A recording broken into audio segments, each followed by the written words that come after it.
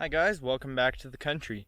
Today I'm going to show you our barnyard orchard, which as you can see is highly populated with shrubs and trees, which are very fruitful come summertime.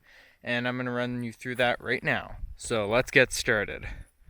First, right over here, we have our first apple tree, which is my personal favorite.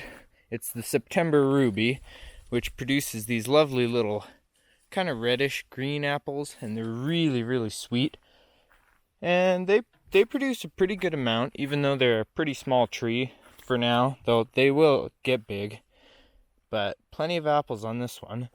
It's doing pretty good. We try to keep them watered as often as possible, and yeah, every year they produce a good amount. And as you can see, all through here we got a couple apple trees, which I will get to soon.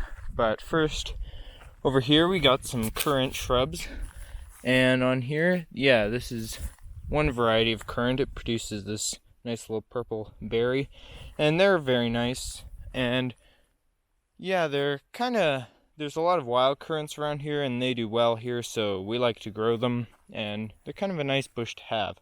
And over here we have a cherry tree, which is pretty small right now. Some of our cherry trees up at the house are a lot bigger and more mature, but this one's had a slower start.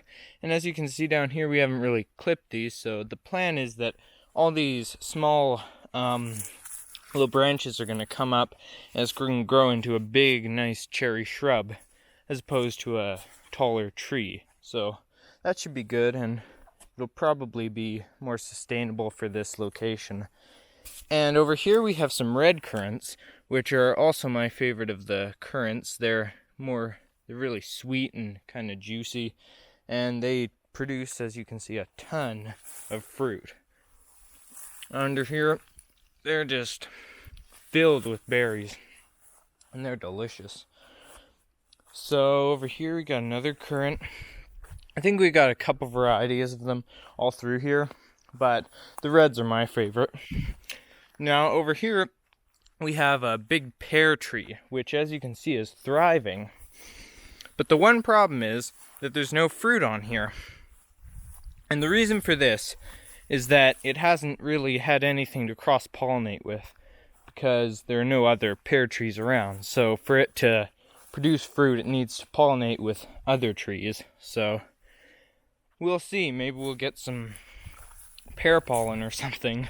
So that's that. It's doing really well. And over here we have the biggest of our apple trees, which is a good size. It's coming out nicely, lots of apples. Not quite sure the variety of this one, but it's a very sweet and delicious apple as well. It's gets pretty big, and it's quite a healthy tree. And over here, missed this one, we have a younger apple tree, but it's still coming. There are no apples on this one though, because it's still maturing and growing to be about the size of a producing apple tree. So even the little ones, sometimes they'll produce 1 or 2 apples, but I guess this one's just taking its time, so that's fine. And yeah, we got some more bushes and shrubs over here. And moving on, we have our last apple tree, which it's a good one. It grows some pretty nice firm apples. This is probably more of a baking tree though, because they're not as sweet as the rest of them. But as you can see, just a really healthy and really good apple tree.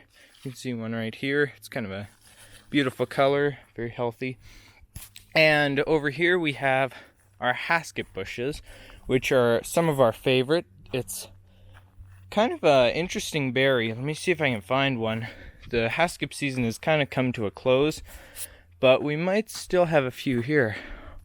So this is a hasket berry. It's kind of a little football-sized shaped berry. Tastes kind of like a cross between a blueberry and a currant. It's kind of tart, but it's really a nice berry. Good for baking, good for eating, really good for anything. And we got, again, a ton more of these up at the house, and several of them down here, as you can see. And yeah, these are good size. They produce hundreds of berries each year, so we really enjoy that. And yeah, so that's that.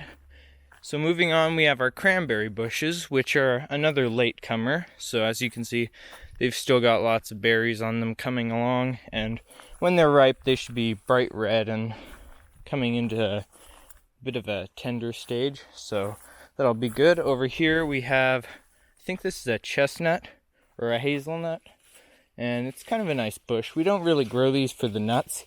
Sometimes they will grow them, but it's just kind of a really pretty bush to have kind of along the driveway. And finally we have these spruce trees, which aren't really an orchard thing, but they're good for shading and producing a good effect. So that's pretty much it. And yeah, this is quite a good way to use your space around the barn, especially, so you can grow trees and shrubs and bushes, and you'd be surprised how much fruit you can obtain through this.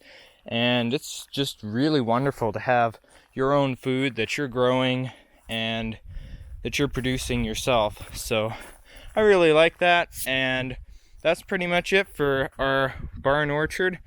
And if you have any questions, you can feel free to comment or subscribe to my channel if you're new here, and we will see you next time.